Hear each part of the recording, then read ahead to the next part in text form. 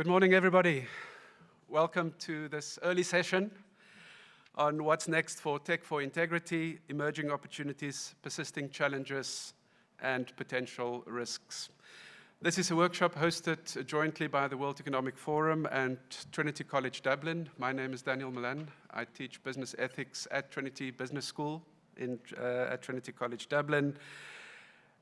I'm also a member of the PACHI Community, Partnership Against Corruption Initiative at the World Economic Forum, and it is my honor to be the moderator of this session with a very illustrious and experienced panel, which I will introduce now. After that, I will make a few introductory remarks. We will then have a panel discussion. We have a surprise special addition to the program for you, which I will talk about in a moment, where we have a late addition to the program. But first of all, let me introduce the panelists for this morning's session. On the far right-hand side, George Prokop. He is a partner in PwC's Cybersecurity Risk and Regulatory Practice, and he advises public and private sector clients on strategies to navigate cross-border regulatory inquiries and help them to develop governance, transparency, and integrity programs. To his left, we have Andrew Davies, who is the Global Head of Regulatory Affairs at Comply Advantage. Andrew works with customers and regulators around the world to design and employ effective risk management solutions to mitigate financial crime risks, with a particular focus on compliance, money laundering, and fraud. To his left, Cheri-Leigh Erasmus is the Programs and Learning Manager at the Accountability Lab, a non-profit organization aimed at building a new generation of active citizens and responsible leaders around the world. She's responsible for implementing the Hack Corruption, a hackathon that Accountability Lab runs in different countries, supporting tech innovators that develop solutions for good governance. And finally, John Cunningham. He is the Assistant General Counsel and America's Compliance Officer with Infosys Limited's Office of Integrity and Compliance. Prior to that, he served for a decade as a federal prosecutor with the Department of Justice and investigator for the FBI. And then the second half of the program, also delighted to welcome Vincent Walden, who is the CEO of Kona AI, a global AI-driven technology company focused on anti-fraud, anti-corruption, and compliance risks, specializing in forensic data analytics, continuous controls monitoring, information governance, and legal discovery services. And Andrew is going to give us, Vincent, is going to give us some insight into a specific solution. So let me start by just making a couple of opening remarks to frame this session, which is about tech and integrity. And I think it's important then to just pause briefly and think about those two concepts separately, but also to understand the relationship between them. And when we talk about tech, we're really talking here about frontier technology, which has been defined by the OECD as technology that will, and I quote, reshape industry and communications and provide urgently needed solutions to global challenges like climate change, and I would put in inverted commas then corruption, and have the potential to displace existing processes. So we're really talking algorithmic learning, artificial intelligence, big data analysis, blockchain, that type of technology, which is all classified as frontier technology. The second part is integrity. And from an ethical perspective, I hope you'll agree with me that technology is agnostic. It can be applied with equal levels of effectiveness and impact by forces for good and forces for evil. And that's why it is important to understand this relationship between tech and integrity. And I think then also a further distinction that's useful is to think about the integrity of technology, which I will say something a bit more in a moment, to think about specific ethical challenges brought about by new technology, but also the application of technology to advance integrity. And that's really where tech for integrity would come in, and some of the examples that we will talk about today would fit into that. Now, at Trinity College, we recently did a bit of research about ethics and artificial intelligence. And what we did was we looked at the top academic journals, the 3- and 4-star journals that everybody wants to get published in. And we looked at the last 10-year period and looked at all the different articles that were published in those top journals on the topic of AI and ethics, and then did some analysis to see what are the themes and the major trends coming through there. Trust was the dominant theme in the majority of those articles, followed by concerns about bias, concerns about job security, privacy, and then accountability, fairness, autonomy, control and security, governance, and ethical preferences made up the top 10 list. But trust really sort of squarely up front as the major theme. And if you look at this in a bit more detail, and I'm not going to give you an academic lecture here, but I think it's interesting to look at certain tensions that develop then when we start thinking about these in terms of these themes. So trust, I think, ultimately will be the result of dealing with these tensions. So it features almost as the catch-all that we all aspire to. But the first tension is you have respect for privacy on the one side and the need for transparency on the other. And they don't sit comfortably next to each other because it's give or take. The second one is freedom of speech on the one side versus being careful about attacks on human dignity as the counterpoint to unfettered freedom of speech. And the third one, freedom of choice versus threats to human autonomy, which is also the theme coming through in the application of these technologies. And then, of course, when we start thinking about the frontier technology and specific products, it becomes quite easy to plot these. So privacy would relate to things like blockchain or cryptocurrency or e-procurement or whistleblowing mechanisms. Transparency on the other side, beneficial ownership registers has been something that has been at the forefront of many discussions. Freedom of speech and dignity, well, social media fills that space quite comfortably with a focus very much on Twitter at the moment. And then when we talk about freedom of choice and autonomy, that's where AI and e-commerce and concerns about Alexa recommendations and things like that would come in, because we feel that it's a threat to our autonomy. We're not making the decisions anymore. A machine is making it on our behalf. So that just as a conceptual background, a few words about the World Economic Forum's Tech for Integrity project. It was started in 2017, led by Citi at the time and supported by a few other companies. Really looking at global innovators where technologies were identified that could mitigate corruption vulnerabilities and enable trust and integrity. And then in 2018, the Partnership Against Corruption Initiative took over that project, looking at the community of members of PACI, the Partnership Against Corruption Initiative, developing knowledge repository, looking at examples, and today's session really follows in the footsteps of those programs. So that is the background. Somebody who was involved also during that sort of early stage is George Prokop. So George, I'm going to start with you and ask you to sort of cast your mind back to those early days in 2018 and just talk a little bit about the major developments that you've observed since those early days. Daniel, thank you. Good morning, everyone. As Daniel mentioned, I'm George Prokop. I'm a partner in our regulatory compliance practice here in Washington, D.C. For 30 years or so now, I've had the pleasure of helping our clients navigate all sorts of cross-border regulatory matters. And as Daniel mentioned, about 5 years ago, I happened to be sitting with some of the senior executives of Citigroup in New York, and we were thinking about sort of strategies to address the risk they faced in their business. And one of the things they noted was there was $7 trillion a day that went through Citi's pipes all over the world that involved a transaction with a government or a state-owned entity or some high risk, perceived higher risk, counterparty. And the question on the table was, how do we address this? How does their anti-corruption compliance efforts suitably address the potential risk associated with this? And in this age, if we rewind to 5 years ago, what was happening in the technology space? How do you leverage and take advantage of that? So someone, not me, had a brilliant idea to say, why don't we, there's a lot of smart folks out there. why don't we crowdsource this? Why don't we take advantage of all the emerging technology, of all the entrepreneurial skills, not just here in the States, but around the world?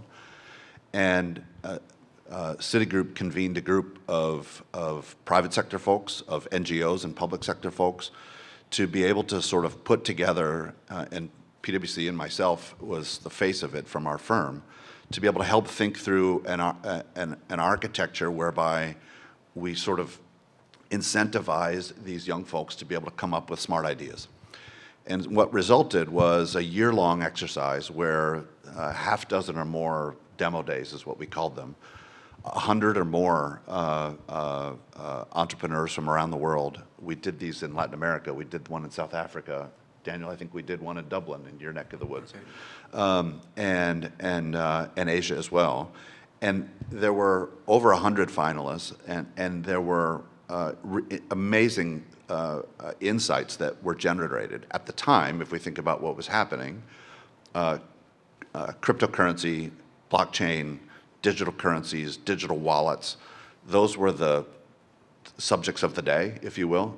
So there was a tremendous exercise in that. How do you think about using those types of emerging technologies as a means to be able to introduce greater controls and activities, as a means to be able to engage in social infrastructure projects, in civic infrastructure projects, and continue to find ways to safeguard the funds associated with these projects as a means to do good for society, but also at the same time ring fence as best you could the potential risks associated with some of those types of projects. And that's where a bulk of the activity came about, and collectively it was a lot of fun to be a part of. I think if we sit back, a few years ago now, the World Economic Forum's PACI community, of which I'm also a part of, sort of adopted the Tech for Integrity initiative. And I think it's been a really interesting conversation we've been having about where does this go? What do we do next? And certainly with all the advances in technologies that occurred, and Daniel's mentioned just a few in terms of AI, machine learning, natural language processing, natural language generation, and you think about how all of these types of things have been embedded in our in corporate compliance efforts, in the ability of NGOs and the public sector to advance access to insights and information, all with since we're at an anti-corruption effort, with a lens toward safeguarding reputation, brand, assets, employees. And in that context, certainly the regulatory constraints are important. That yes, our clients are people want to be able to do the right thing, but having that extra incentive to be able to leverage these emerging technologies, to be able to enable these, to be able to get into new markets, launch new products and services, position themselves to be able to do that in a way that allows them to stay on their front foot, and safeguard the capabilities of our clients, of our customers. I think it's really, really important. And 5 years ago, the leading technologies that were coming out of that, not surprisingly, were crypto related. Just a few months ago, we've watched now as one of the leading crypto firms, right, is going through a bankruptcy process. And it's raising lots of questions about what's the sustainability of that market, of that sector, of that capabilities as that rolls forward. I think it underlines a point that Daniel was making just a moment ago, which is something we talk at PwC, we talk about with our clients quite a bit, which is this concept that trust is the new currency of business. And that without that trust, without the trust and the knowledge and awareness of sort of the counterparties involved in transactions, without that awareness and the compliance and risk and governance responsibilities that overlay on top of that, that this level of trust is imperative, and technology clearly plays a role in helping us think through that. I think in parallel, you mentioned Matt Galvin. I know Matt's been a part of our PACI community from time to time. Some of you may know Matt is widely recognized as adopting leading technologies in corporate environments. And just recently he came on board with the United States Department of Justice in a role to be able to do two things. One, think about how is the Justice Department raising its own game in terms of embracing technology as a means to be able to address all of the materials that folks on the receiving end of a regulatory inquiry from the Justice Department, as they share those materials back with the Justice Department as part of an investigation that's unfolding. Matt and his team are enhancing the Justice Department's ability to work through all of that information in an orderly, proper, more efficient way. I think more importantly, Matt's team is also raising the government's ability to mine open source information to be able to strengthen their ability to bring enforcement actions. And I think, so all of these types of things that we've been talking about, whether it's artificial intelligence, machine learning, analytics, blockchain, even drones, right? There's an opportunity that the government is now standing up and enhancing its capabilities even further as a means to be able to address this. So what does all that mean, right? Just maybe a final thought, and I'll share it with my rest of my panelists. I think one thing we're consistently seeing is there's no question anti-corruption and the risk of bribery and corruption are real, tangible, continue, they're not going away. In this age of even more cross-border activity than we've ever seen, and the rise of sanctions and export controls as another tool that regulators are using to try to level the playing field, in this rise of discussions around ESG, in this rise of discussions around human rights, there's a whole question on the table now, which is it's one thing for technologies to be able to address and think through sort of the architecture of how do we advance the ability to address the risk of bribery and corruption. But how are we using those same technologies to address human rights, to address money laundering, to address sanctions risk, to address ESG-related activities, and so on and so on and so on. And I think that's where there's, quite frankly, I think an amazing opportunity, and what I'd love to think about is another round of crowdsourcing of technologies to be able to think about how to move the needle, not just on the bribery and corruption lens, but more broadly across some of the collective emerging risks that all of our clients and our folks are facing around the world. So Daniel, that's just some initial thoughts, and happy to jump back later. Thanks very much, George. Cheri, I'm going to move over to you.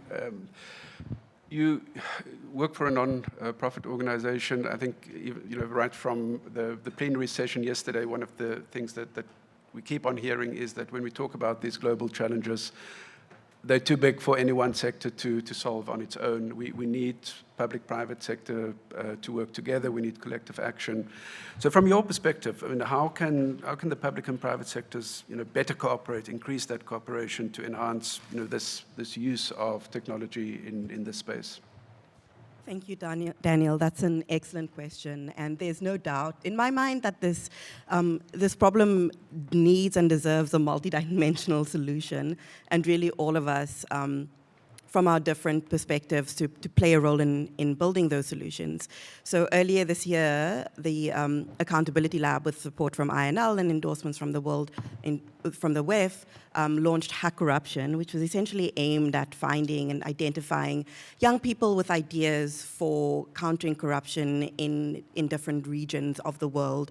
We kicked off this year with a Southern African version, hosted in South Africa, but with participants from 6 countries from the region. And essentially, we realized from the get-go that many initiatives like this before brought together just people with the tech skills, but not necessarily with the understanding of governance and corruption to build tools that have actual utility, whether it be at the municipal level or the national level, to counter corruption and to actually be absorbed into government processes and be utilized in that way, just because the tech skills alone are not what you need to build feasible solutions. And so we created cohorts of young people who were not just technologists, but also activists who understood the needs on the ground in terms of anti-corruption efforts, as well as those with a public policy background and a business background. For example, we had a number of young people working in the banking sector who joined along because they really understand from different perspectives what is needed. And so this multidimensional approach, even just at the programmatic, the how do we identify people, is so important, but this goes all the way throughout. It's impossible for us in the non-governmental space to be able to identify and nurture emerging technologies in the spaces where we work without support from the private sector and expertise and data and resources from that end. And likewise, it's impossible to get these integrated into governance systems without support from the government side of it. So one different approach we took, which isn't always included in hackathons, is that we actually asked government officials to come in and to reverse pitch solutions that they think there would be an appetite for that can be built into processes, and essentially challenged our participants to, from that reverse pitch, develop tools that they would integrate into systems. And I think without this approach from both the civil sector, society space, support from our private sector partners, and also initial buy-in from the very start from government, it would have been impossible to really have this take off. Now, these types of initiatives, like the ones George also spoke about, are long-term endeavors, because bringing people together in a room, having a hackathon, and coming up with wonderful ideas, and we saw amazing ideas related to procurement, using emerging technology to make procurement systems way more open, equitable. Those things are not solved in a 1 week engagement, right? And so another area where we really need cooperation between different actors in the field is that we need people to be mentored.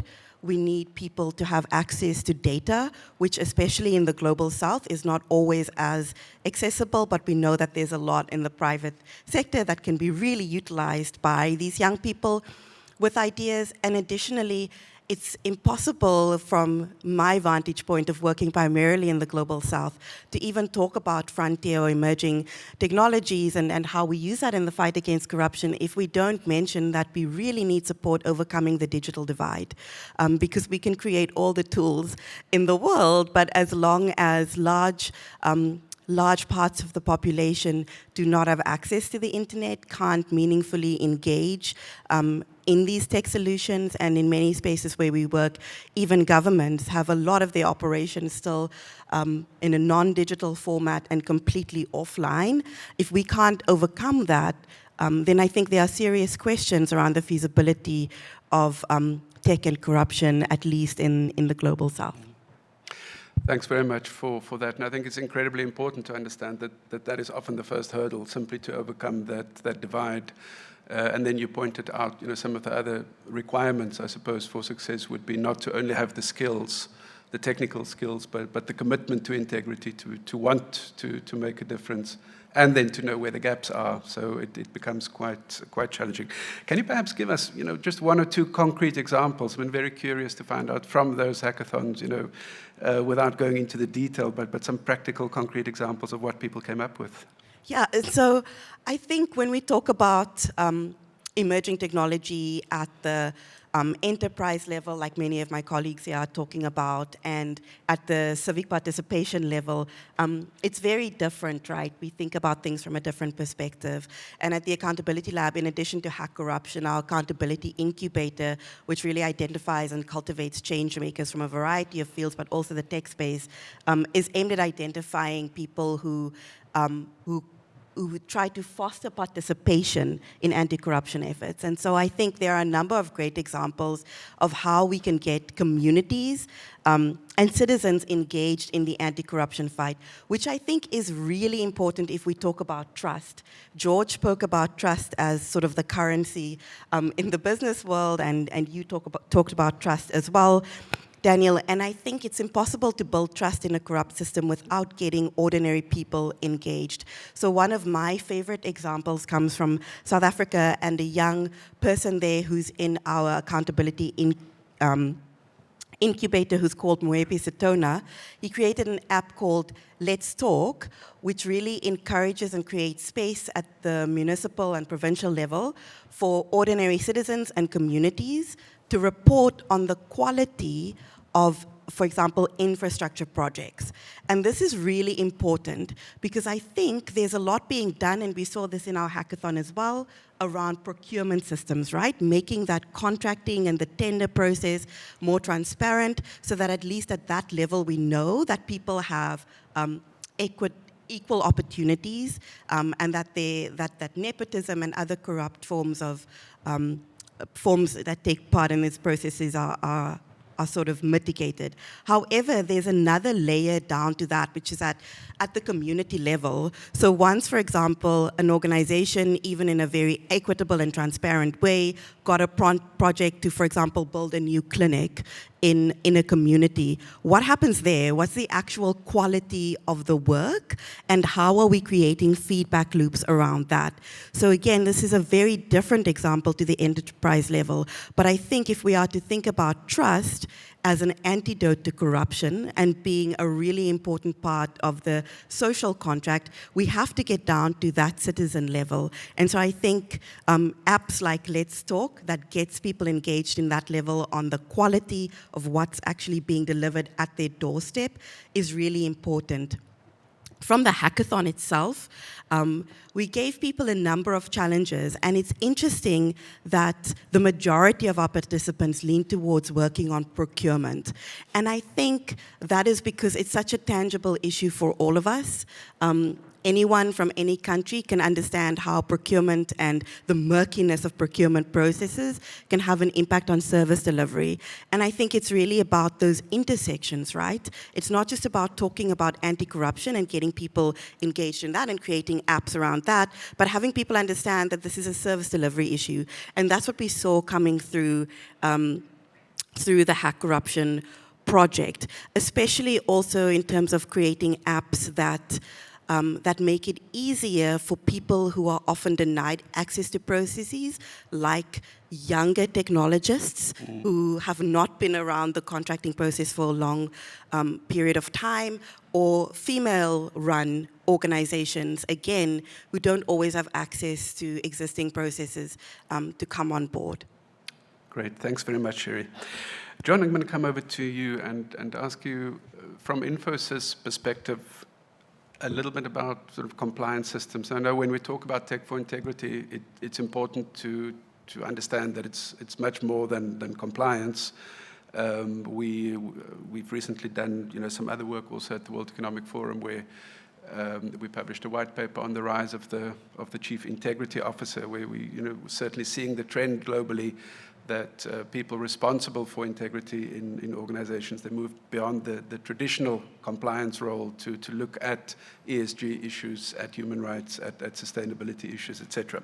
But compliance remains a very, very critical part of this, and many risks associated with that. Can you talk a little bit about how technology can be used to address that, and specifically what you're doing at Infosys? Absolutely. And I think a couple really important points just to start off. As Daniel said, I am John Cunningham, and currently with Infosys as our America's Compliance Officer and Assistant General Counsel on the legal side. So I sort of wear two different hats here, and just listening in here, a lot of really important points that I think from our perspective as a commercial entity that are really useful in this environment to talk about. But one of the angles I want to also present to you, given my background in enforcement, is how all of that looks and what the expectations are from an enforcement and regulatory perspective. And I think one of the things that Cheri said that really resonated with me was this idea of the digital divide. So I'm going to present my comments sort of in splitting them up between what the expectations are currently from not just a US, but a global regulatory perspective, but also what that divide and the challenges that divide is presented in the context of Daniel's question is how do we use that technology and to bridge the divide with government and regulatory agencies, but also to maximize our ability to deter, detect, and ultimately prevent issues in the anti-corruption space at a place like Infosys. So the way we sort of think about things at Infosys when we talk about technology and innovation when it comes to ABAC and anti-bribery, anti-corruption is in kind of what we call our essential elements, or 5 sort of different areas. We think about them from a leadership perspective, from a training and communication perspective, risk assessment, of course, which all of you will be familiar with, our standards and controls, and then monitoring, auditing, and response. So where does innovative technology fit into all of that? And what are the expectations that we're looking at when we look out across the world as a global enterprise at what the expectations would be for us in the event that we had to roll out our program and demonstrate the things we were doing for the type of regulators and investigators and enforcement bodies that are out there? That's the type of thing that keeps me up at night. Those are the areas where I work on to ensure that I'm appropriately protecting my company and working with my staff and individuals from both legal and compliance to do that.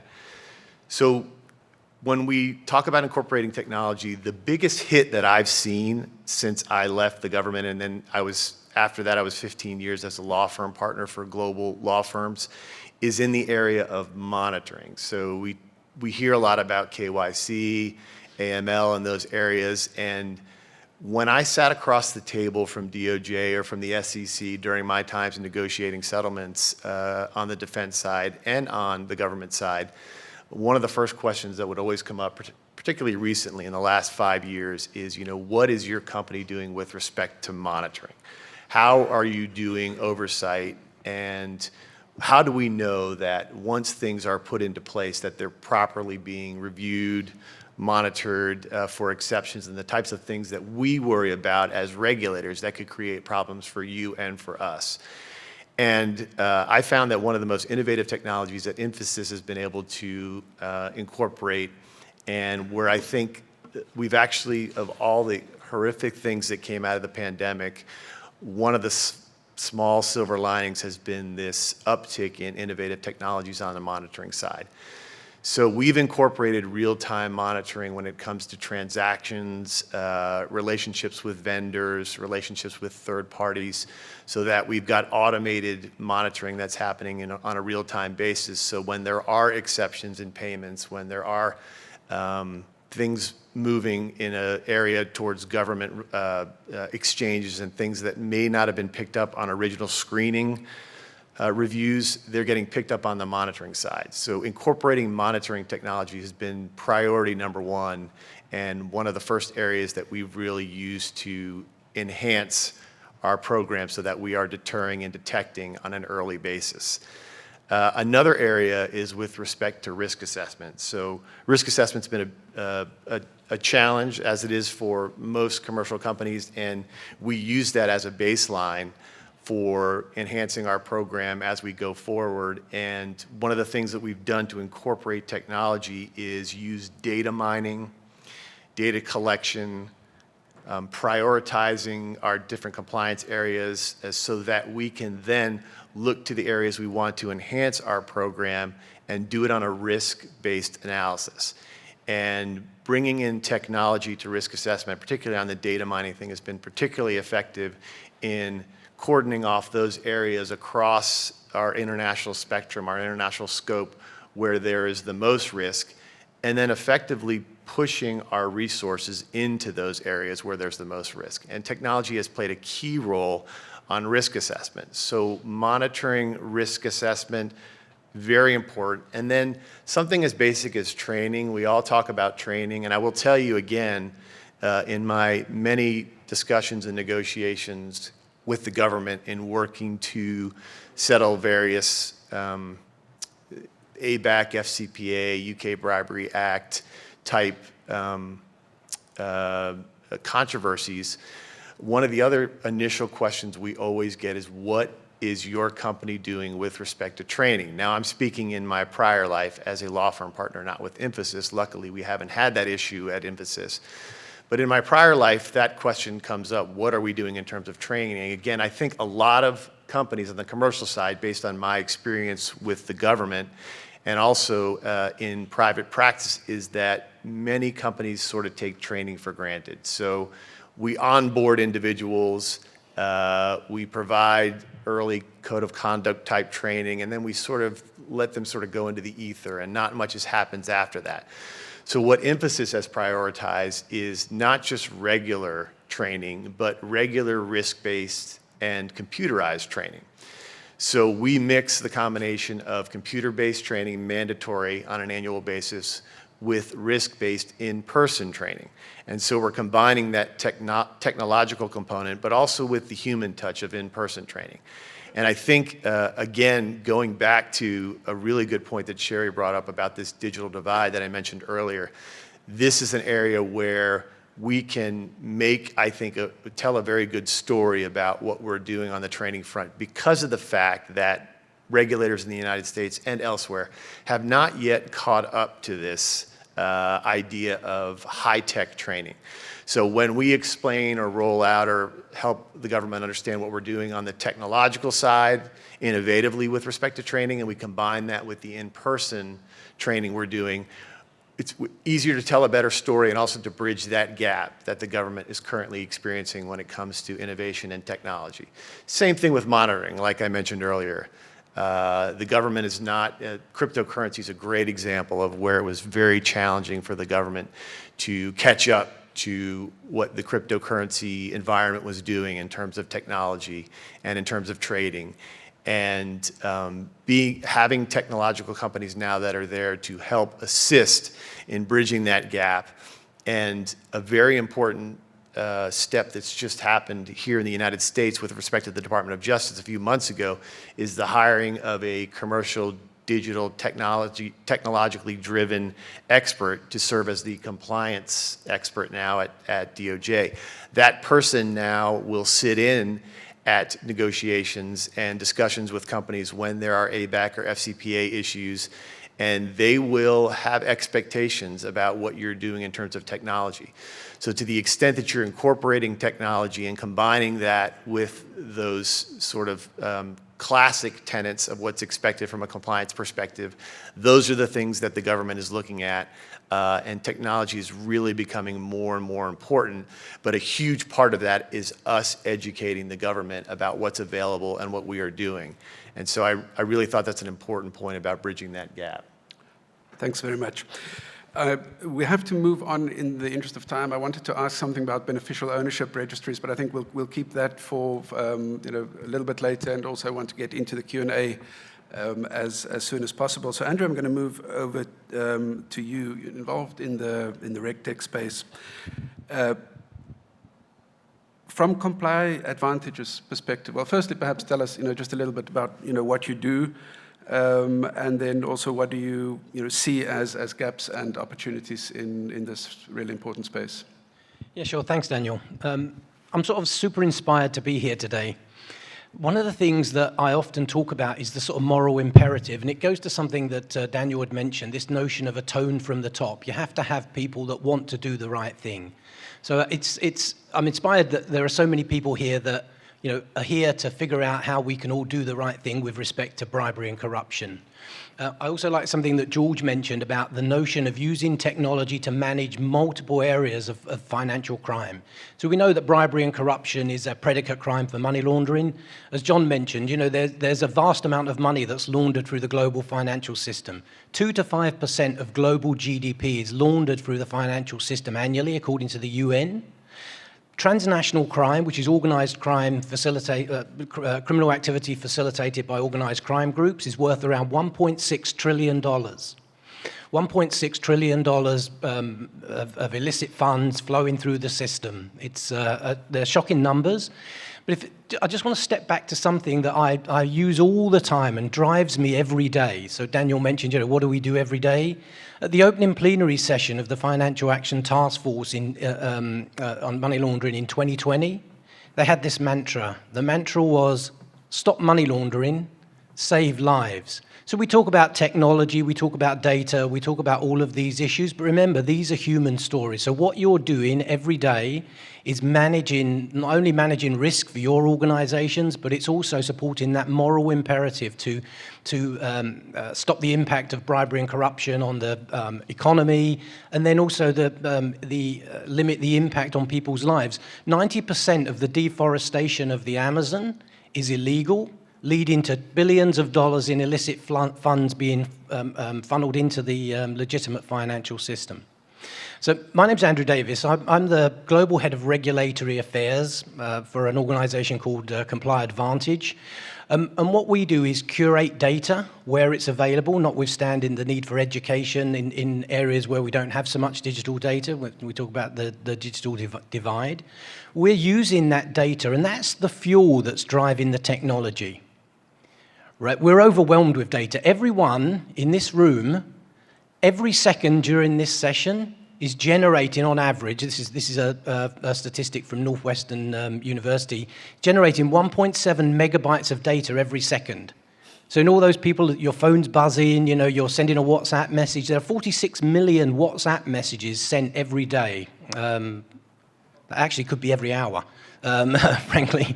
So we're overwhelmed with data. But data is that fuel that drives the type of transaction monitoring that John mentioned, helps us mitigate these multiple areas of risk.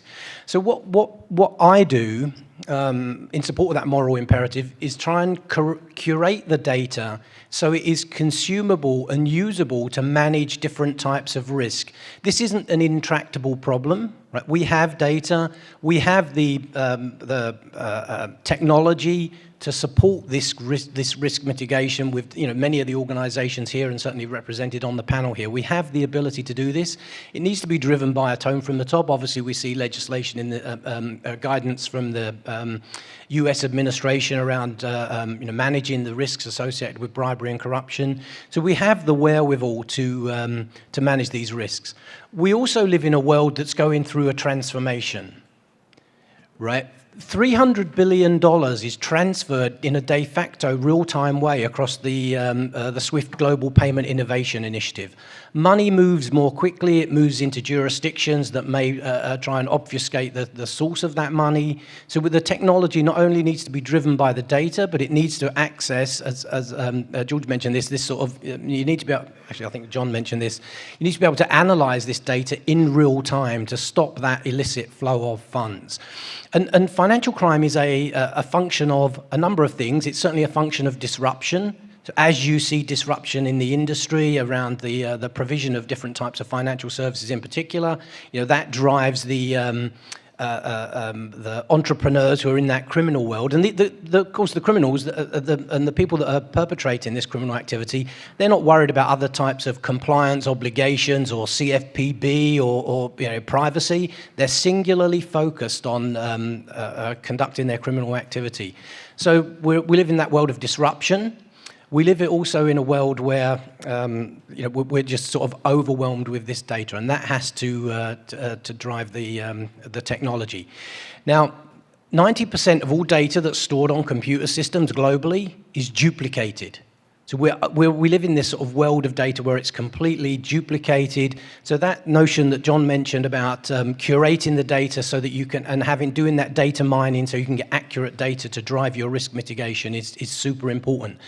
So there are many vendors out there that are providing these capabilities around either analyzing your own data or providing you with data to help you manage these risks. What we've done in my organization is basically created. There's too much data to have that, have everyone review a piece of data or a piece of negative news. So we're using a lot of the techniques that George mentioned, like natural language processing. How can I understand whether this piece of data is useful in an investigation around bribery and corruption? And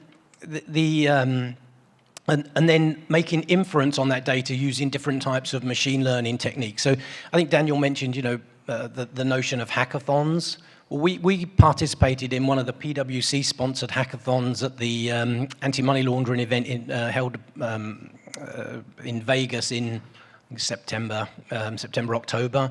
And it was fantastic initiative. So there was some simulated data that was provided by PwC, and then that particular example was data that showed the illicit flow of funds to circumvent any Russian sanctions. So basically, we analyzed the data using these different techniques and things like unsupervised machine learning, because there are not prescriptive typologies like there are in many of the money laundering cases. You have to sort of try and uncover those unknown unknowns.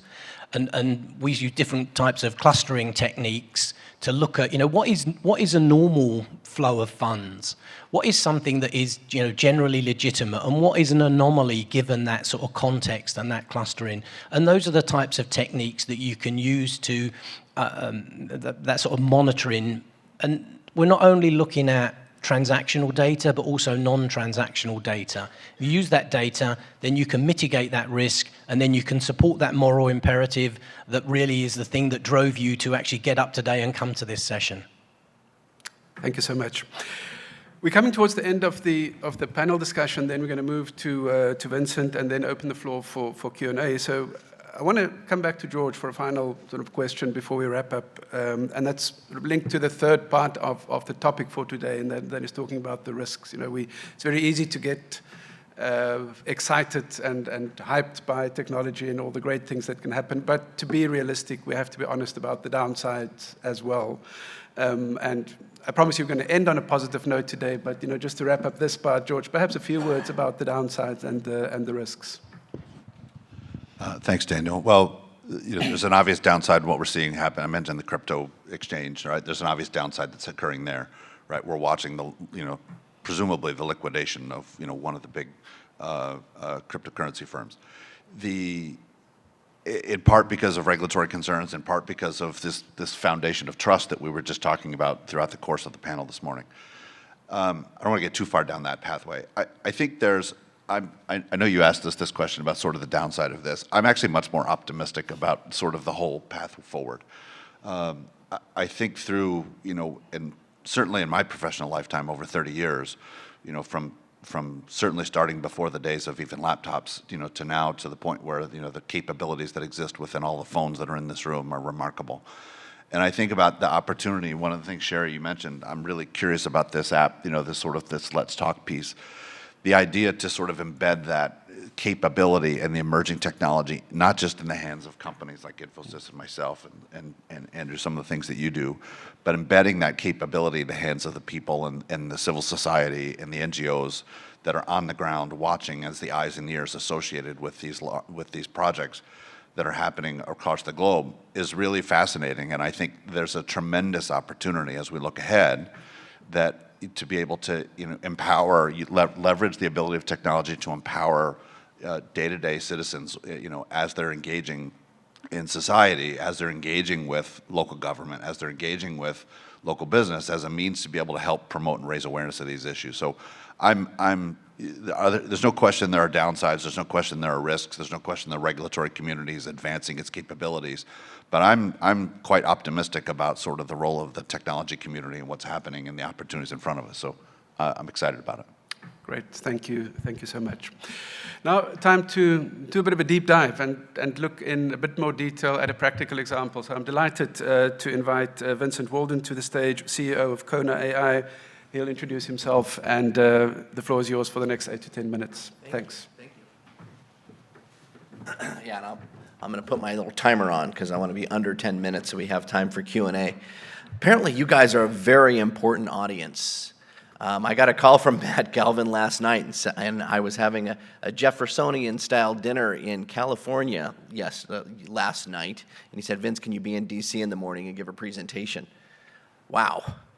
Okay, here we are. So fresh me right off the plane, 6 a.m. this morning, on my way here. I'm thrilled to be talking to you about the work that we've been doing with Integrity Distributed. As background, my name is Vince Walden. I'm CEO of a company called Kona AI, but before that, I was a partner at a Big Four firm, and I had gotten to know, for example, Matt at AB InBev, helping him build out his BrewRight platform over the past 5 to 6 years. And what's interesting is the challenge that was happening was he was one company, and that was one predictive model.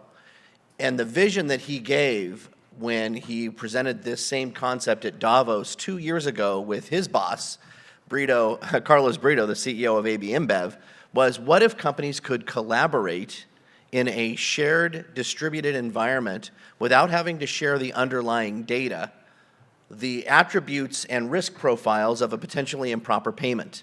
And again, because corruption is 90% or more of the DOJ actions are around third-party interactions, procure to pay and interactions with third parties, payments to third-party vendors or intermediaries is a good place to look. And when this idea of Integrity Distributed came about, over the past 6 months, under a generous research grant founded by the AB InBev Foundation, this research grant was funded with MIT to do just that. One of the technologies, when I heard about it, I quit my day job, and I wanted to start this company to serve as a platform for Integrity Distributed. But Integrity Distributed is its own not-for-profit entity, and we invite companies to participate. What is it? The idea around companies being able to individually look at their own transactional data, which many companies do already, which is great. I love the emphasis, the fact that you're monitoring transactions. you're ahead of the game, because most companies and compliance efforts focus on everything before the contract is signed. If you think about your due diligence programs right now, there is so much work done by attorneys and in-house counsel on background checks and vendor questionnaires and surveys. But guess what? Where does the fraud happen? The fraud doesn't happen before you sign the contract with the third party. The fraud happens after you sign the contract, when money is exchanged and business is conducted. No one's looking at that. And this is where Integrity Distributed is really focused on, in the interactions with third parties. It's taking all the questionnaires and information and bringing it in, and then risk scoring those transactions. For every company has their model, but then, without sharing the underlying data, the attributes of what is triggering an improper payment. So, it's a statistically anomalous. Maybe it hits on a sensitive keyword, friend fee or special payment. It's paid out on the weekend. The vendor didn't go through a due diligence process. What were the attributes of an improper payment? That is what's shared amongst the consortium. And in the integrity research, we just published the research. Last week was the ACI FCPA conference here in Washington, D.C., where we released this study. I'm really excited. I would love for everybody to get a copy of this. We have a public version. But we worked with 4 different law firms: Debevoise, Covington, Davis, Polk, and Paul Hastings, as well as 8 different companies, all global Fortune 500 companies, and in a variety of industries, but it was only 8. The result of that model was, in a nutshell, and again, I'd love to go into it, but I only have less than 5 minutes, and I want to open it up to questions, so I won't go into it. But the result of the model was every of those, all the 8 companies had their own model and their predictive score of what was the likelihood of predicting an improper payment among their transaction data set. We looked at over 50 million transactions and $75 billion of disbursements. And what was the findings? And again, using techniques that MIT is using around split learning and neural networks, we could combine these large data sets and identify the attributes of what was an improper payment and compare that to the individual models of those companies. And it turned out, again, with just this small cohort of companies, the model could predict 25% better. I was hoping for 125%, but I'll take 25%. 25% more accurate when the consortium when the algorithms used for the consortium looked to identify an improper payment versus an individual company alone. And that was AB InBev's dream originally. And what was presented is, an individual company only has a limited set of improper payments or things to train the model. But if companies could collaborate and participate in a distributed network kind of framework, they could, and as we saw, measurably improve their compliance program in terms of improving prevention and detection. So that's Integrity Distributed in a nutshell. The research also came up with what were the variables that were driving an improper payment. Again, just from these 8 companies. And this is going to improve over time. One of the things you'll see in data science, there's called an F1 score. Not too many people in compliance know what an F1 score is, but you're going to in the next 3 to 5 years. I can pretty much guarantee it. The measure of precision and recall in your data. And your F1 score is going to go up from, it's going to start somewhere at 50%, and move towards 100% over time.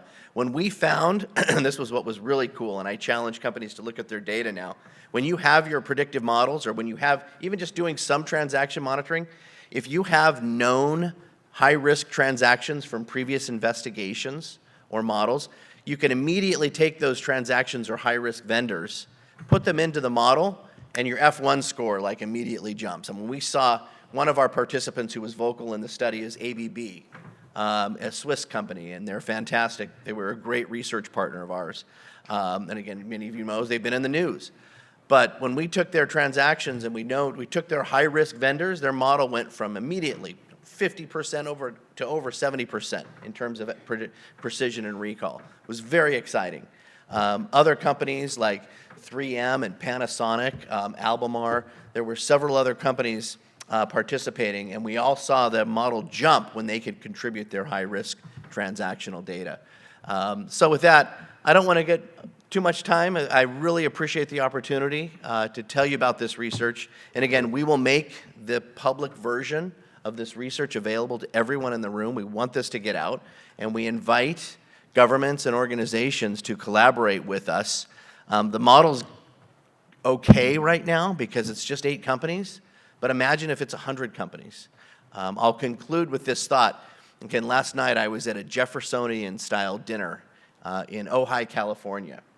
And one of the topics was around the table, tell me about a conversation with anybody that was kind of meaningful, impactful. And one of the gentlemen spoke and talked about a conversation that his daughter had, and he was saying about making an impact. And he said, look, imagine if you were a pebble on the road and we're driving in a car, and this guy was a private equity guy, so he drove a Porsche. Funny. But so he was low to the ground. And he said, what happens if there's one pebble on the road and we're driving the car? And the daughter goes, yeah, probably nothing's going to happen. He goes, what happens if there were 400 pebbles in the road and we were driving the car? She's like, well, Dad, I think we'd probably have to take alternative action or swerve the car or stop the car or impact. That would be impactful. Exactly. And that lesson, I told the guy I was going to say that in my speech today, because that's what integrity distributed is. It's that instead of one pebble, what would 400 pebbles look like? 400 companies collaborating around this in terms of fighting corruption. And this is where we can make a measurable impact in fighting global corruption. So with that, thank you for the opportunity to speak. I was really glad to be here. Sure. Well, thank you very much, Vincent, and thanks to all members of the panel. The floor is open for questions, comments. I will walk around with a roving mic. If you really want to make sure that you get your question, you're welcome to line up in front of this microphone. Please introduce yourself and keep the questions brief. So I'll come to you first and then to you. Thank you. Thank you very much. My name is Hari Mulukutla. I have a consulting firm called Streamhouse, and I'm just starting to establish a consortium called the Responsible AI Consortium. I have a compliment, a comment, and a question, really fast. The compliment is all of you came. I went to the other panel on Data Foundation. There was this one guy talking about all the great things he's done at the Department of Justice in the last 50 years. And it was a little bit disappointing. So I left and I came here, and I was excited that all of you guys are here. So great job. It's a great panel.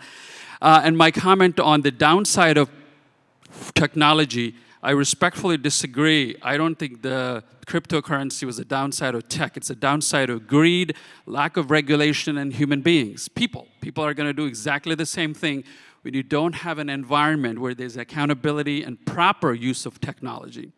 And my question is, the last speaker, I'm glad you mentioned AI finally, because of all the things that happened in the world in the past, law enforcement agencies, FIUs, Department of Justices, all over the world, they've always been playing catch-up, right? You find fraud and you go, oh, how did they do that? Oh my gosh, and you discover new patterns as you investigate. But the power of AI, for the first time in the history of mankind, has predictive power. That means AI, when properly used again, will be able to tell us when the next fraud pattern, money laundering, all of these things. So this is going to be a big game changer. And my question is, all the different organizations in the world, government agencies, private sector, law firms, tech firms, nonprofits, everybody has data. There's so much data.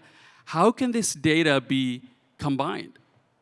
That's going to be a challenge because nobody wants to share their data because it is their prize, a treasure they have, right? So how can you make all of this? Because AI can only work well on large language.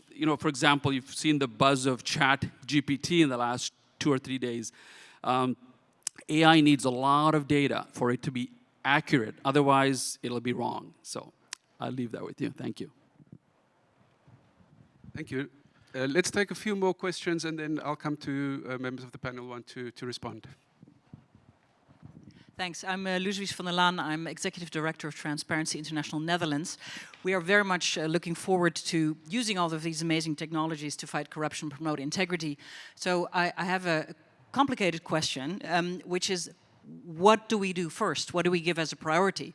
If I make a Venn diagram and I put in it all the amazing technologies there are, blockchain, crypto, big data, quantum, you name it, put in the other part of the Venn diagram what we want to do, accountability, transparency, stopping money laundering, protecting whistleblowers, maybe add another circle to the Venn diagram, what is everybody else already doing? What would you recommend is the sweet spot between those three circles for a small NGO? And I know I asked this for other Transparency International chapters as well, who are focusing in our country on what best to do. Where do you think we should start? What would be the easiest, the most effective, the one with the highest impact? Thank you. I'll come to you in the next round. We take one more question, and then I'll ask the panel to respond. Thank you, and thank you. Very interesting, all your presentations. I'm Susana Sierra. I'm CEO of V8 Compliance. It's a platform to monitor anti-corruption compliance programs, and we are working a lot with technology and sealing all the information in blockchain and everything. But I want to ask you, have you think about the metaverse and about what is going to happen with integrity and compliance in the metaverse? Because now a lot of companies already have like subsidiaries there, or at least like a little office. Even the World Economic Forum is thinking in making the next Davos in the metaverse. So what is going to happen there where you don't have like one regulation of one country and is everything interacting and could be good, but also could be risky for corruption and integrity? Thank you. Thank you. I'm going to hand it over to the panel. Please, whoever would like to respond to any of the questions, just go ahead. I can start. I really like the point. First of all, you made a comment, Harry, I think about crypto. So I always use this analogy from Charles Dickens, right? A Tale of Two Cities. It was the best of times, it was the worst of times, right? So you've got that peer-to-peer nature of the cross-border transfer of value over the, using the technology, the underlying technology of crypto obviously is different types of blockchain, right? And you've got that obfuscated nature of those peer-to-peer, so the disintermediation of the financial system. However, with the distributed ledger, you are collecting information. And we've seen legislation here, the Loomis-Gillibrand Act, the new legislation in the European Union, basically about providing access to the data that's in that, in the blockchain. So the data's there, it's just that do we have access to it? So I do use that analogy, the best of times, the worst of times with that particular technology. The question that you asked about how to share data, so notwithstanding the disintermediation of the financial system from the blockchain transactions, we do live in a world where there's, I mentioned this in the opening remarks, we're going through a transformation of financial services. There's more centralized real-time payment infrastructures. There's the de facto global payment infrastructure offered by the SWIFT GPI. But in something like, I worked on a project when we introduced the new payment platform in Australia. And within that new payment platform, they tried to offer a risk mitigation services sponsored by the Reserve Bank. So the Reserve Bank sees all of the transactions, similar to what we're looking at with the introduction of FedNow in the United States, what we've got with instant payments. We introduced a centralized faster payments platform in the UK in 2007. Fraud increased by 135% because of the introduction, the non-repudiation of those payments. If we can deploy some sort of inference within that centralized payment infrastructure, then we can collaborate and you know, as was mentioned, we get that sort of view of multiple payments. If we can then, if you've got an organization that understands that there is a fraudulent payment or a payment linked to bribery and corruption, you can have a feedback loop into that payment infrastructure to drive the machine learning and the sort of AI. Now, if you were a whole room full of bankers who were managing financial crime risk and bribery and corruption, everybody would say, yes, we want to collaborate. And then once it gets into the sort of legal teams, there's always these questions about privacy. What data can we share? But what you can share, to the point that we talked about earlier, is the features or the attributes associated with these particular transactions or events that could be indicative of bribery and corruption. That really needs to be something that we deploy. The real-time, the federal government in Canada, when they're introducing the real-time rails, they're looking at this type of additional service within the infrastructure of the payment system. So that's one way to collaborate. Obviously, in the United States, we have the mechanism under the 314B ability to sort of share data around different financial institutions. So that's another mechanism. I'll just sort of answer the other questions. The Venn diagram one was a great option. I think there are data sources out there that I would start with looking at some of the publicly available data. So you can look at something like Open Corporates. At the company I work for, we have something, and you can all sign up for this. This is all free, something called Comply Try. So just Google Comply Try, and then you can basically go on and interrogate different sort of names and organizations, and you can get sort of adverse media and negative news. I'd probably start there. And then, what an amazing question about the metaverse, right? I think we're all sort of learning and sort of evolving there. I think if you can get access to the data, you can make inference on that data. So that's notwithstanding any, I don't know, global initiative to sort of regulate that sort of wild west of the metaverse. But I mean, there is data there, and you can uncover anomalous behavior using the different types of machine learning techniques. But it's something that I'm going to noodle on for the rest of the day, that one. Anybody else? Yes, Cheri. I'd be happy to take a stab at the question around the Venn diagram from our colleague at TI.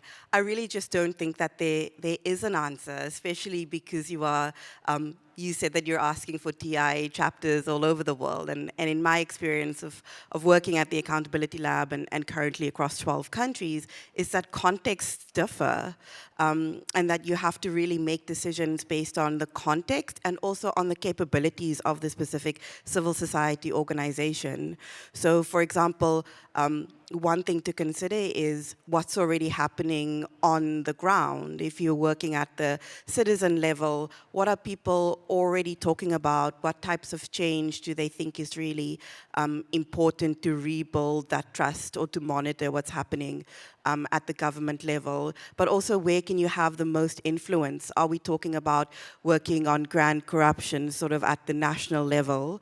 Or is it that your sphere of influence is really more useful at the subnational level? And I think there's wonderful examples of organizations and particular interventions that work really well at the subnational level. And maybe as CSOs, often we need to kind of streamline our thinking just based on the particular context and also our capabilities. And I think there's really something to be said, going back to where we started with the multidimensional approach to anti-corruption efforts. There's something to be said for also using the space we have as civil society organizations to try and unearth and build capacity around bottom-up solutions, especially if you're thinking about at the subnational level. But I deeply believe that people understand their own problems and understand their own solutions. So if that's the space where you can have the most influence, see what data is there, what are people already doing, what are activists talking about, what are other civil society organizations doing.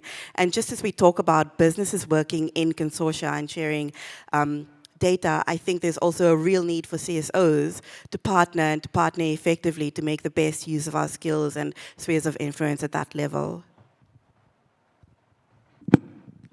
Thank you. John.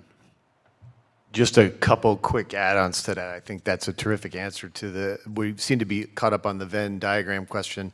I'm particularly caught up on that because, and I didn't catch your name, but I know that you were from the Netherlands, and I'm still reeling from Saturday's game. And so yeah. Not sorry. I didn't think you were sorry.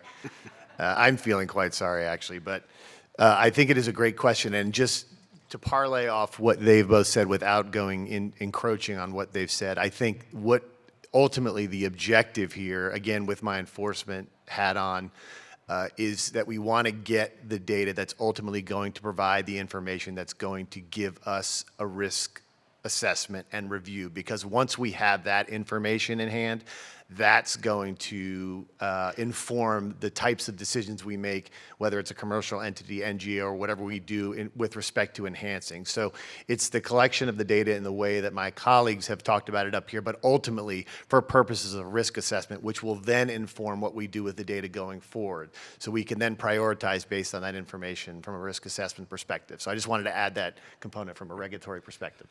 Thanks very much. I think let's move on. I have a question here. We have time for 2 or 3 more questions. So I'm going to go 1, 2, and 3, and then we unfortunately will have to wrap up. I'll take all 3 questions and then ask the panel to respond. Thank you. My name is Anir Chaudhary. I run the Digital Bangladesh flagship government transformation program. So we have been dealing with data quite a bit. I mean, I've heard about the different technologies, but I think it's really about data. I think if you don't have access to the data, creating the right collaboratives, then the technologies will not be able to give you the right answers.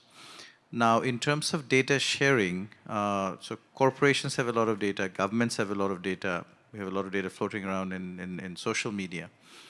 Now, how do you contrast or make the right balance between privacy concerns of individuals and corporations and the right to information type of laws? And what should be exposed to whoever, to public, to researchers, to law enforcement agencies? So how do you create categories or catalogs of data so that it makes sense? So I mean, in Bangladesh, obviously, there's a lot of corruption, and we're trying to use data to make sense of it, or at least identify, but the data is not in the hands of public or in the hands of researchers. It's whatever data we have law enforcement agencies. But during COVID, we actually used a lot of data from the private sector to track the disease. So there was a lot of data sharing that happened in an unprecedented way. And we have seen the power of data collaboratives. So just wanted to get your sense and recommendation on how do we categorize, how do we make the right balance. Thank you. Thank you. Just before we take the final 2 questions, a heads up to the panel, we have 10 minutes left, so I'm going to take the last 2 questions, and then I'm going to ask you to make sort of your closing statements. At the same time, respond, if you want to any of the questions, and we'll do that sort of, I think, starting with Vince on this side and working our way across. So we will get to that in a moment, but first the final 2 questions. Thank you. My name is Nicola Locca, and I am Italian, so I don't know nothing about the World Cup. Okay? I represent the business perspective. I am director for risk compliance and quality for one of the largest motorway operators in Italy and in Europe, actually. And I am the chair of a business at OECD Anti-Corruption Committee. Actually, Matt Galvin was part of the committee. So I met him. I have a question regarding the effectiveness of artificial intelligence or predictive compliance. It is quality times acceptance. So you talked about how to make the solutions very effective from a quality point of view. But what about the acceptance? I explain better. In Italy, there is a law that if I use artificial intelligence to improve my performance, I can get incentives from the government to digitalize my production and my operations. If I use the same solutions to digitalize compliance on the transaction, I cannot get incentives. So what do you think about it? Incentives from government could boost the use of artificial intelligence in compliance contexts and help also the introduction of this solution within SMEs that are really important for our economy? Thank you. Thank you very much. Final question. Thank you very much. My name is Sophie Chagulanyi. I am from Uganda. I work with the Belgium Development Corporation. I just wanted to ask a question related to the different tech for integrity approaches you've talked about. We've supported the development of a mobile application where private sector entities in Uganda will have the liberty to share experiences on corruption experienced in their doing of business. My question is, how do such small initiatives and the data collected in those initiatives facilitate or contribute to the bigger initiatives that you're talking about? Thank you. Thank you very much. So over to the panel for a few concluding remarks. Vince, there was also an online question. People now want to know where can they find this report online. So if there is a link that you can share, it seems that that there's a sort of a sense of urgency among some people to access the report. Here, I'll take this. So I'll be making the public version of the report available through the conference. I'll send it to you, and we can put it out to this group. So very stay tuned. You can, right now, the Integrity Distributed website is being built. It was more focused on getting the research out than making it publicly available, and we want to be cautious of the distribution, although it is publicly ready. You can also email me directly, and I'd be happy to send it to anyone in this audience or online. And my email is vwalden@konaai.com. So I'm happy to just email it to me, and I'll send it to you. Again, vwalden@konaai.com. Shall I go through the quick responses on balance? You know, first off, balancing government versus corporate data, you know, and what should we look at? Interesting. My perspective, and again, from Integrity Distributed's perspective, we weren't trying to boil the ocean. We were very discreet on what we were looking at. Every company and every organization has an accounts payable function, and money leaves the organization because you got to pay vendors and third parties. So you have that data. And the better you can enrich it with third-party due diligence, the better. Integrity Distributed's goal was to stop an improper payment before it goes out the door based on risk indicators. So that's just one example of the many things you can do to improve your compliance program. The other one, the quality and the user acceptance one, which is a really good one. I don't really have an opinion on government incentives to improve compliance. In the US, it's more of a government stick than an incentive. But I do see it on corporate sides. I've seen compliance programs reevaluate how they incentivize their employees by not only looking at sales and performance metrics around growing the company, but also compliance metrics around integrity and you know, and improving their score. And again, going back to what we saw at Brew-Right back in the days at InBev, their compliance officers were incentivized to lower their F1 score over time. So if you, again, it didn't matter what country you were in, because every country has varying huge amounts of risk. It mattered whether your score went up or down overall. So were your transaction riskiness going down overall or going up? And you were incentivized to fix things to get that score to go down or improve the quality of your data. So my point of view would be more of, it's the company's responsibility to provide incentive for ethics and compliance, you know, not so much the government. And then finally, that third on the mobile app versus the mobile app kind of capabilities, that's kind of interesting. That is kind of a data privacy sharing thing. And in Uganda, I mean, it's neat if people have a public forum to describe high-risk transactions or fraud or events. Usually we leave that up to the journalist community to root out you know, fraud, corruption, or to expose those things. But a shared app like that's interesting. Again, I think in many countries, though, the data privacy aspects of that would be very limiting, or it would be, you know, because again, you could sue for libel or all sorts of things. So I really can't really get my head around that one, but it's very cool and interesting. One final point I'll make to the original question of how do we do this in a data sharing environment, and I'll get a little bit geeky and I'll just be real quick. I'm not a data scientist. Was an accountant and been a consultant all my life. What was super interesting when we were doing in machine learning world, because again, we're talking about data analytics, when we used random forest or decision trees, that was very good for explainability of the model. And individual companies wanted that model. But MIT yelled at us, what the hell are you doing? You can't use decision trees in a distributed network. It was like, darn it. So we had to go back and we had to reuse random forest. We still kept random forest because the companies wanted to see what variables were driving their risk scores individually. But you can't do that in a data sharing consortium. You have to use neural networks. And this is where MIT really came in with their split learning, and I describe it in the white paper. But neural networks is a statistical approach that allows you to come up with similar performing and even better models, but without having to expose the underlying data. And that was a big game changer for us in the research and something I learned. But you can do this now in a neural network without exposing the underlying data, which was pretty exciting.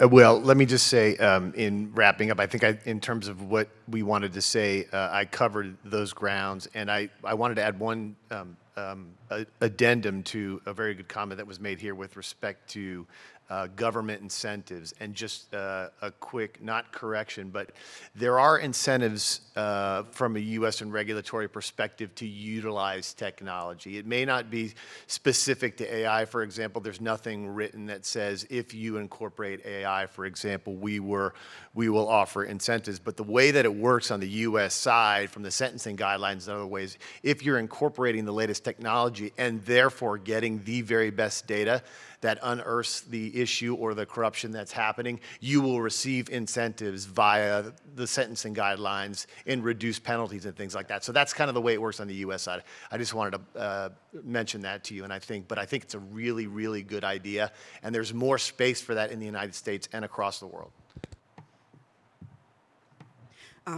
Maybe just in closing on data sharing, I think it's really important that it's easy for us to talk about data in a very impersonal way and talk about data sharing in a very impersonal way, all because we're working towards the common good of fighting corruption, right?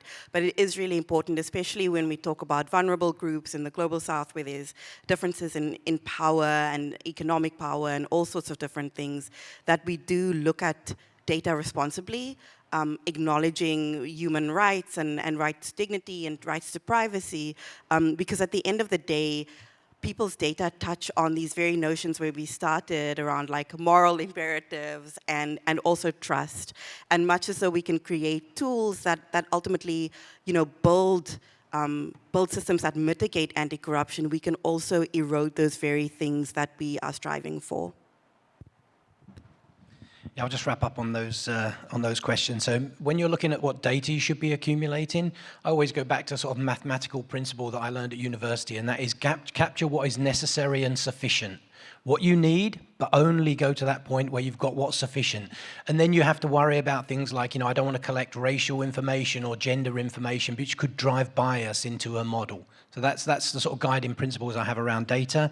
I love the idea about leveraging machine learning and driving, having incentives for organizations to leverage these new techniques from at the government level. I mean, financial institutions have a vested interest anyway, if you think about liquidity that they maintain to manage risk at the central bank. So if they can effectively use these techniques, you can minimize the amount of money you've got on the central bank.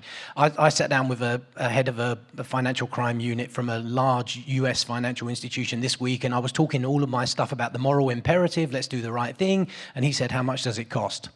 So having those sort of incentives can also drive that behavior. And then I love the app to share attributes around bribery and corruption in Uganda. I think that's a great idea. And I think it comes back to that necessary and sufficiency in the data. What can I share that is not violating any privacy or driving any bias in the models, but can actually help support this sort of crowdsourcing and this collaborative approach to managing bribery and corruption. And remember, if you learn one thing this morning, you're all doing a great job. Stop money laundering, stop financial crime, save lives.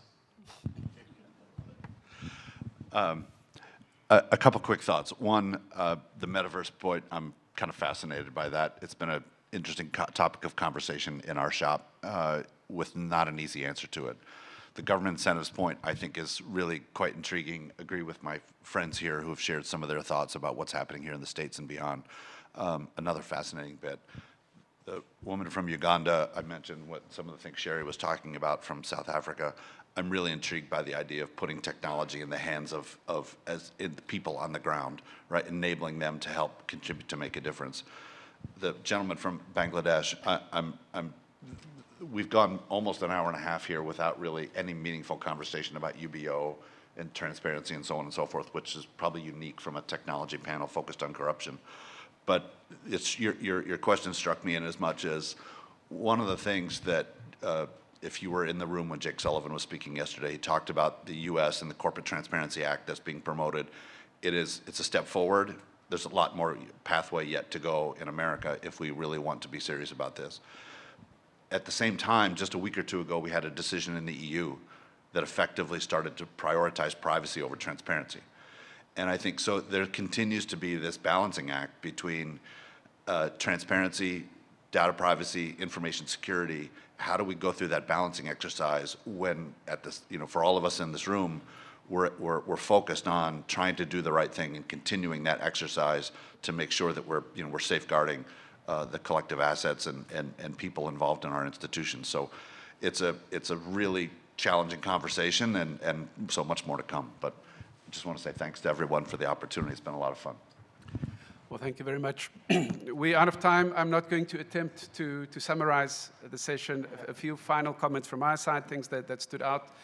Firstly, the need to understand the context within which we have these conversations, to understand that sometimes the divide causes people, not to be able to be part of the conversation in itself. So we have to be conscious of that. Regulation is a key area, but it's a complex area. Jake Sullivan said yesterday that corruption hides in laws and loopholes. I really like that quote from him. And we have to think about the sort of beyond regulatory, beyond compliance arena as well in this space. The importance of collaboration, collective action, critical in this area to pursue this holy grail of trust, because we can only get there if we address all of these issues effectively, if we bring everybody into the conversation. There's a need for the balancing act, a pragmatic approach. I think in many of these, we've seen it in the ESG debate, the heated debate, and the need for, as people said, sort of turning down the heat and be realistic about, the balancing act. And finally, the many opportunities that there are. We've heard and seen great examples of innovation, of how this can really have an impact, and I think that's really inspiring. Finally, just a word of thanks to our great panel. Thank you to all of you for your contributions, and thanks for your participation. Thanks very much.